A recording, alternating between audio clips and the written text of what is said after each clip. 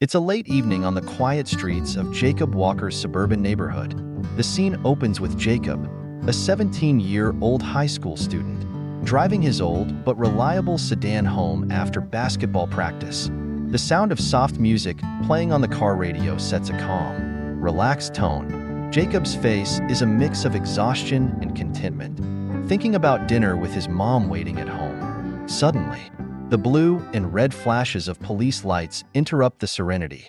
Jacob's calm demeanor shifts into unease as he glances in his rearview mirror. He sighs deeply and pulls over to the side of the road.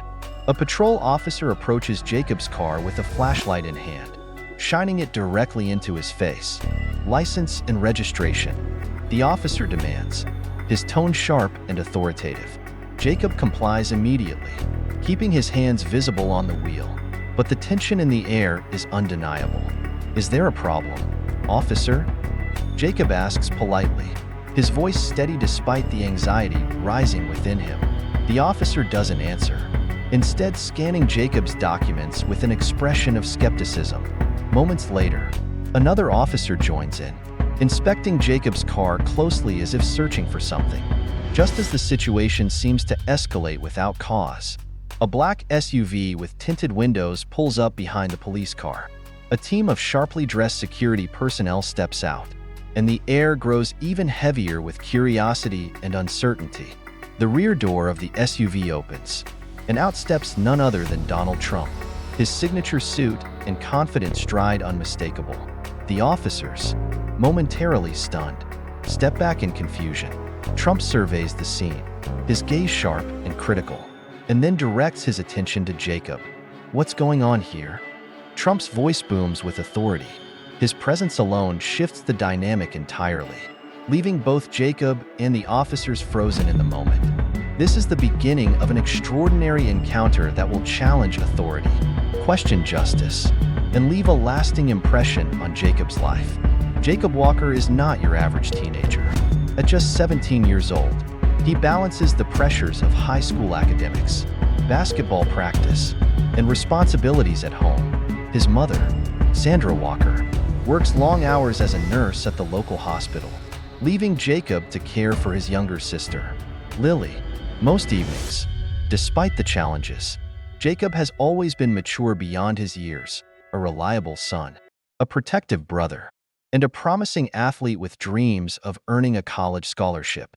Jacob's small suburban town, Fairview, sits just outside a bustling city. On the surface, it's an idyllic place with manicured lawns, friendly neighbors, and quiet streets. But underneath this facade, the community struggles with issues of inequality and racial tension. As one of the few black families in the predominantly white town, the Walkers have faced subtle prejudice for years. Jacob, however, has learned to navigate these challenges with resilience and determination. On this particular evening, Jacob is driving home after an intense basketball practice.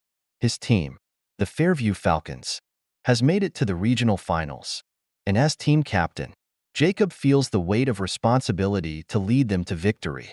His coach had kept the team late, running extra drills to prepare for the big game. Jacob's mind is still on the court, replaying plays in his head as he drives his old sedan down the dimly lit streets. The car, a hand-me-down from his late father, is more than just a vehicle to Jacob. It's a symbol of his family's perseverance. Though it's seen better days, Jacob has worked part-time jobs to keep it running, fixing up the engine with the help of his neighbor, Mr. Green, a retired mechanic. As Jacob turns onto Maple Avenue, he notices the familiar blue and red lights of a police car in his rearview mirror. His stomach drops, and his grip on the steering wheel tightens. He knows he wasn't speeding, and the car's registration is up to date. Still, the sight of the flashing lights fills him with unease.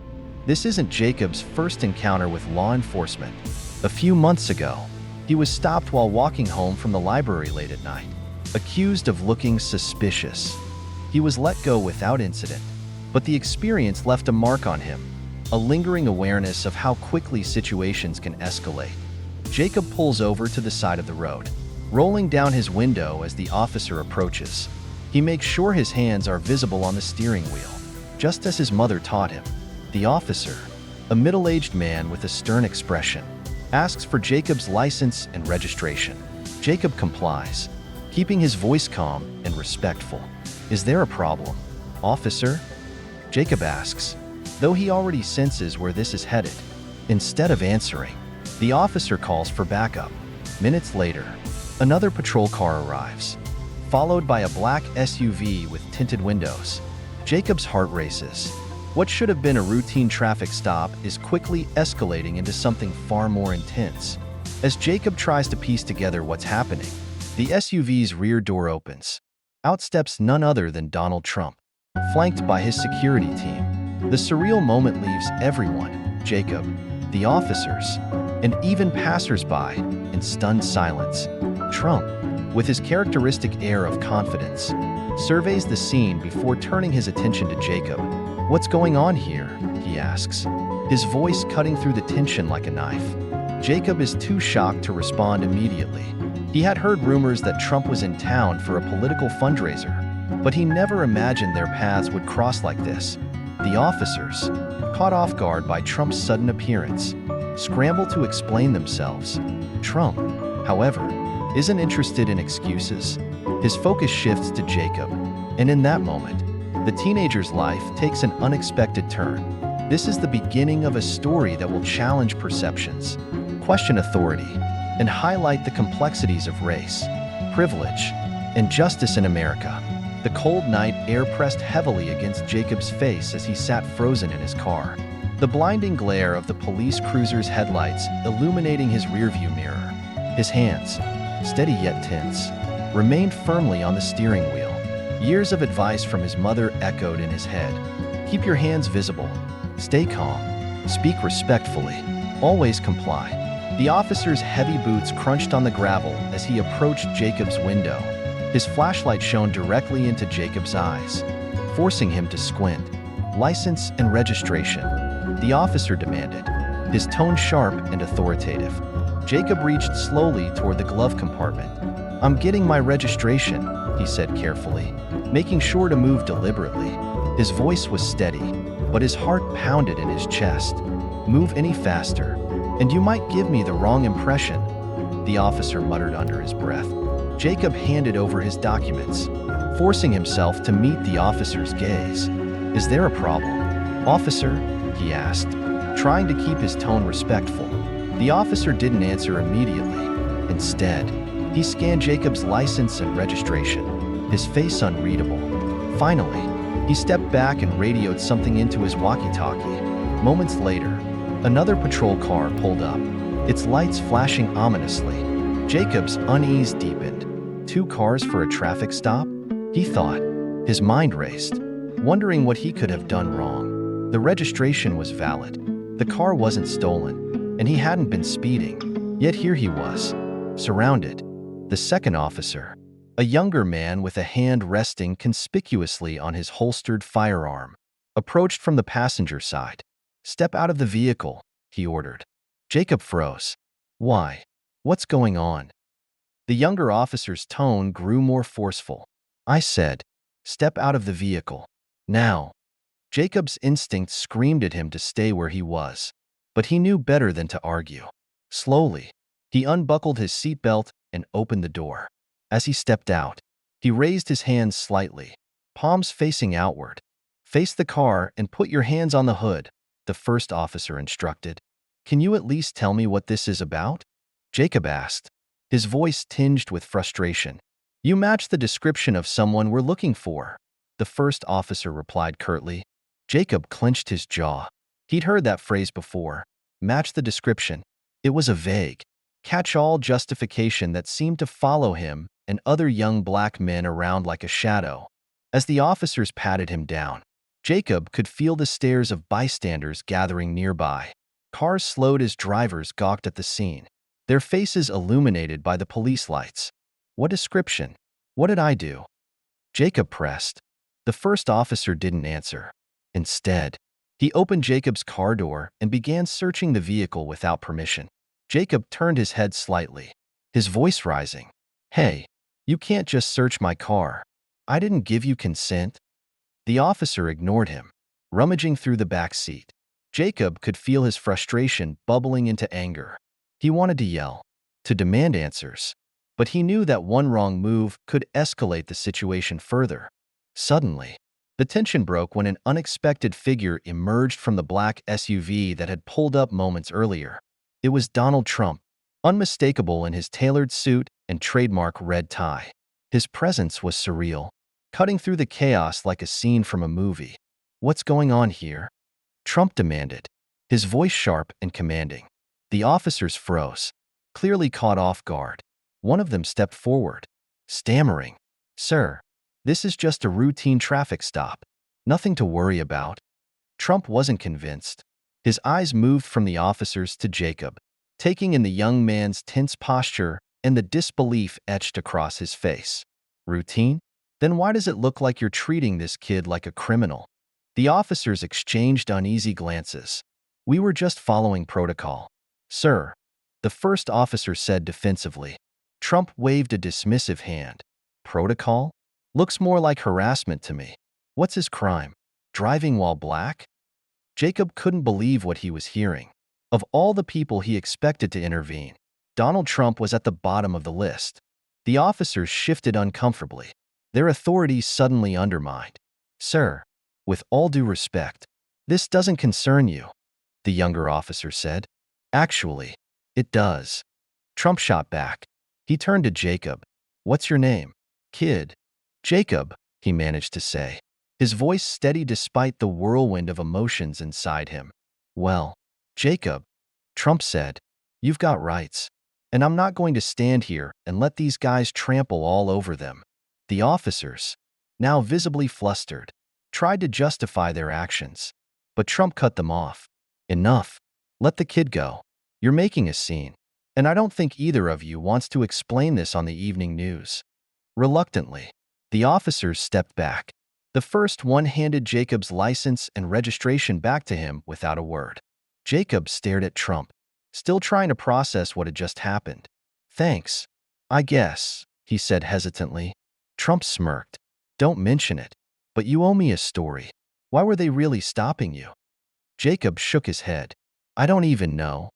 Trump nodded thoughtfully, his expression unusually serious. "Well, Jacob, looks like fate decided we should meet tonight. Let's see where this takes us." And with that, the confrontation that could have ended disastrously instead became the beginning of a strange, unexpected alliance. As the tension reached a boiling point, the scene was interrupted by the sound of a car door slamming shut. Heads turned as Donald Trump emerged from a sleek black SUV that had pulled up moments earlier. His trademark red tie and sharp suit seemed out of place in the gritty, chaotic atmosphere illuminated by flashing blue and red lights. But his presence was anything but subtle. "Gentlemen," Trump said, his voice cutting through the air with a commanding authority that silenced the growing murmurs from the bystanders. "What exactly is going on here?" The two officers froze, exchanging uncertain glances. The first officer, still holding Jacob's license and registration, recovered quickly. "This is a routine stop, sir.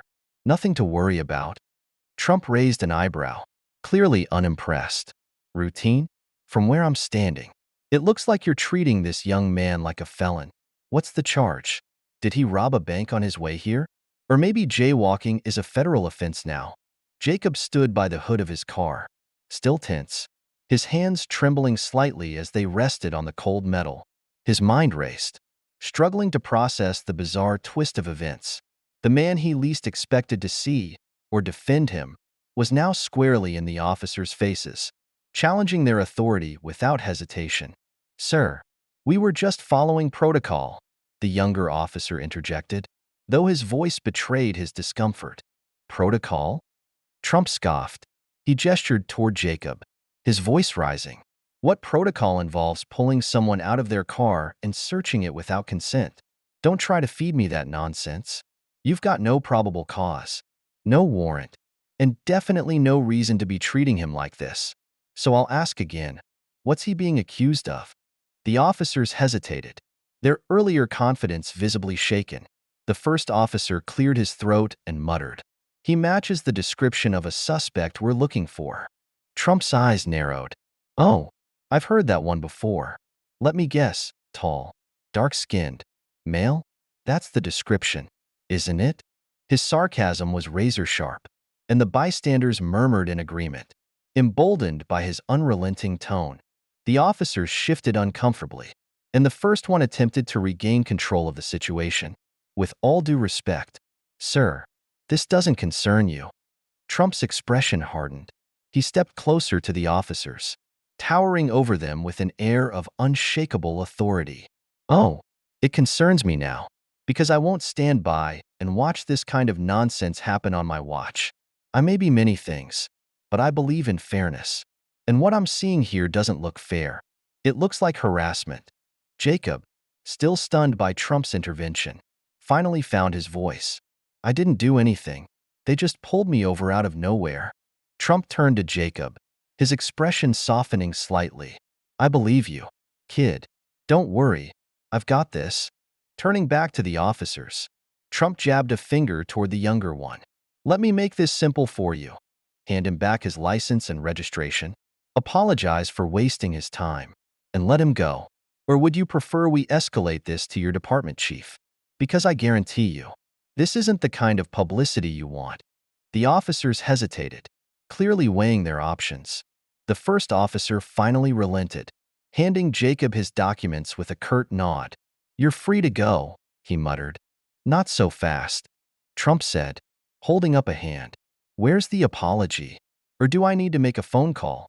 The younger officer's jaw tightened, but he forced out a strained, sorry for the inconvenience. Jacob accepted the apology with a nod, though his eyes remained wary. Thanks, he said quietly, unsure whether to address the officers or Trump. As the officers retreated to their cruiser, the bystanders erupted into scattered applause, their tension replaced by a mix of relief and disbelief. Trump turned to Jacob, a small, self-satisfied smile playing on his lips. Well, that was fun. You're welcome. By the way, Jacob blinked, still struggling to wrap his head around what had just happened. Thanks, I guess. Trump chuckled, clearly enjoying Jacob's confusion. Don't mention it, but tell me, what were you really doing out here? Because I've got a feeling this wasn't just a random stop. Jacob hesitated, his instincts urging him to keep quiet. But something about Trump's unexpected defense made him reconsider. I was driving home. That's it, he said honestly. I have no idea why they stopped me. Trump studied him for a moment, his sharp eyes taking in every detail.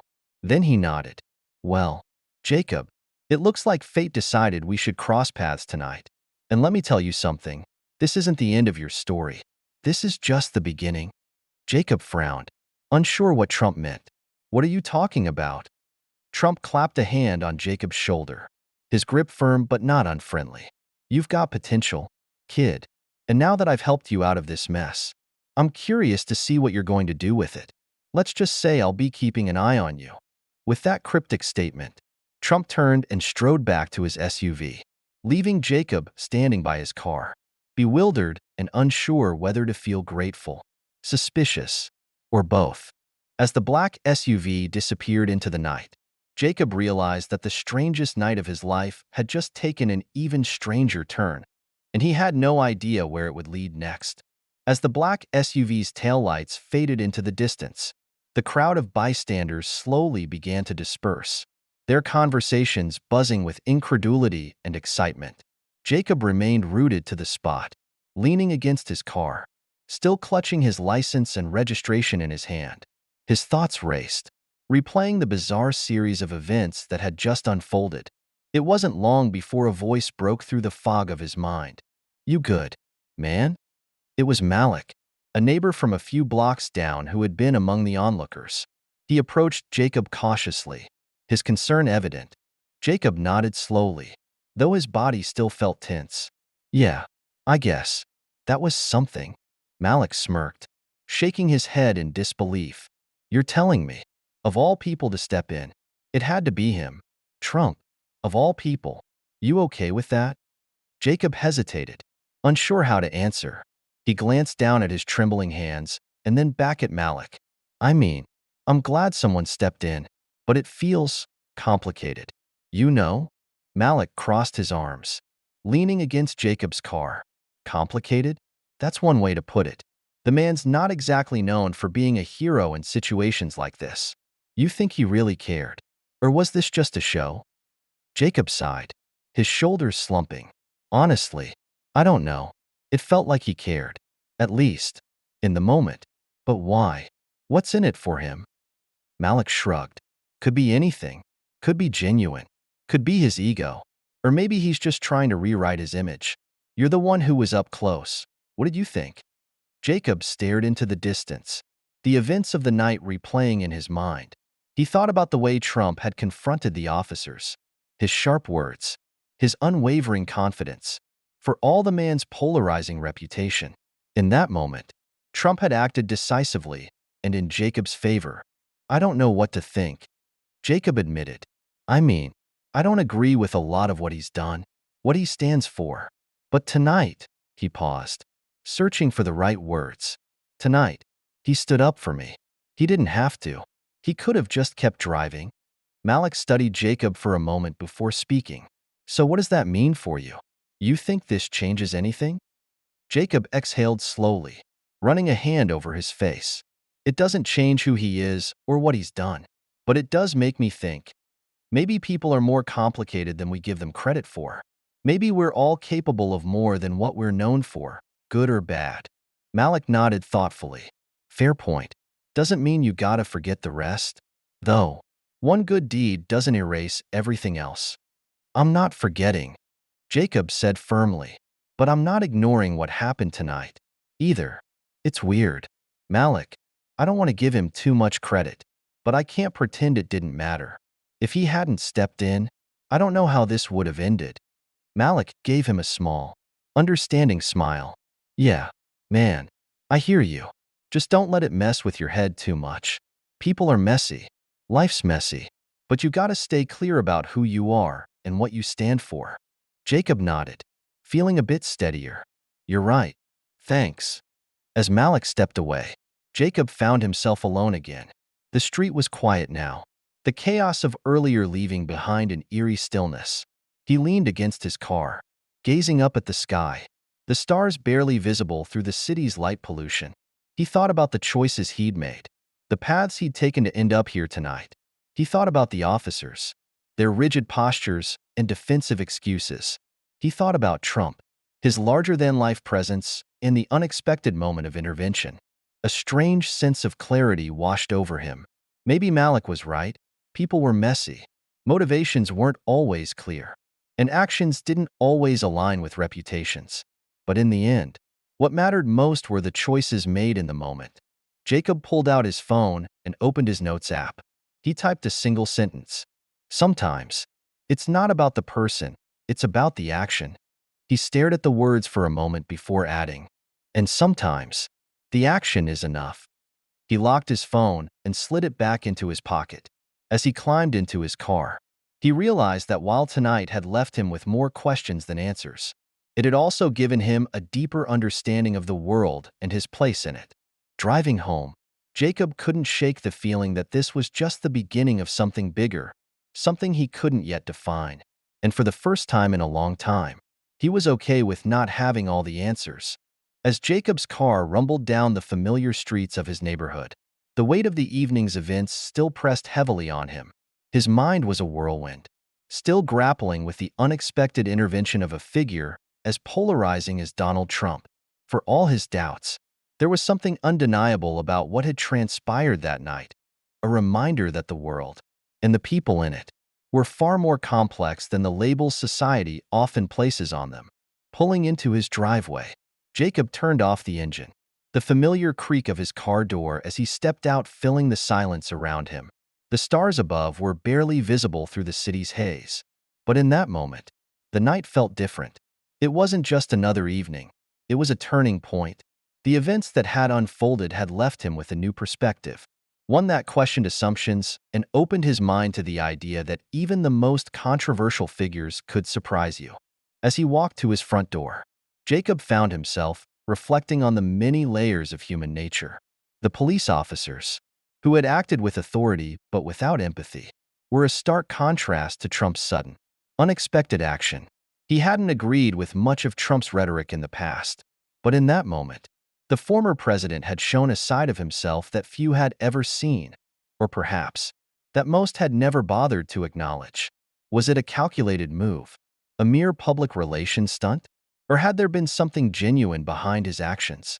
Jacob didn't have the answers, but maybe, for once, it didn't matter. What mattered was that a person had stood up for him when he needed it most, and that person had been someone whose support he would have never expected. In a world filled with divisions, where people are quick to define each other by their affiliations, their past actions, and their social standing, Jacob realized that sometimes the greatest lessons came from the most unexpected places. Inside his house, Jacob poured himself a glass of water and sank into his couch. The weight of the evening catching up to him, the adrenaline was gone, replaced by a quiet contemplation. He thought about the officer who had first approached him, the way he had immediately assumed Jacob's guilt without so much as a question. In contrast, Trump's arrival had been unannounced, his words sharp and commanding. There had been no hesitation in his actions, and for that, Jacob had been grateful. But it also made him wonder, what had motivated the police officer in the first place? What had driven him to treat Jacob with such disdain? And what had propelled Trump to intervene in such a bold way? It wasn't just about politics or ideology. It was about something deeper, something more human. The officer had followed protocol, perhaps to the letter, but in doing so, he had overlooked the humanity of the situation. Trump, on the other hand, had stepped in and treated Jacob as an individual, a person worthy of respect. In that small moment, it was clear that the way people interacted with one another mattered more than any political affiliation or public persona. It was the choices they made when the world was watching, or when it wasn't, that defined who they were. As Jacob leaned back against the couch, he began to see the larger picture. The world was messy. No doubt, people were messy. Their motivations and actions were often contradictory, and the lines between right and wrong were rarely clear. But in the end, it was up to each person to navigate that mess, to make their own choices, and to stand by them, whether those choices were driven by kindness, ego, or something else entirely. They were still theirs to make. Jacob's experience had been a reminder that life wasn't just about the grand gestures or the sweeping decisions. It was about the small moments, like standing up for someone who needed it, or questioning the assumptions we make about the people around us. It was about seeing beyond the surface, digging deeper to understand the complexity of every individual, and understanding that sometimes, the most unexpected people could teach us the most important lessons. His phone buzzed with a notification, but he ignored it. His mind was elsewhere, deep in thought, wrestling with the message the night had left him. Jacob didn't have the answers to all of his questions, but for the first time in a long time, he was okay with that. He didn't need to know everything. What mattered was that he had witnessed something rare, an act of intervention that transcended politics and perception, an act that had reminded him of the power of individual action and the possibility of redemption, even for those we least expect it from. As Jacob lay in bed that night, the soft hum of the city outside his window, he reflected on one final thought. Maybe it wasn't just about understanding the people around him. Maybe it was about understanding himself, his own capacity for growth, for questioning his assumptions, and for seeing people not as labels, but as individuals. In a world so quick to judge and to divide, perhaps the greatest lesson he could take away from tonight was the importance of empathy. The night had left him with more questions than answers, but that, too, felt like progress. In the end, Jacob knew that the search for answers was just as important as the answers themselves.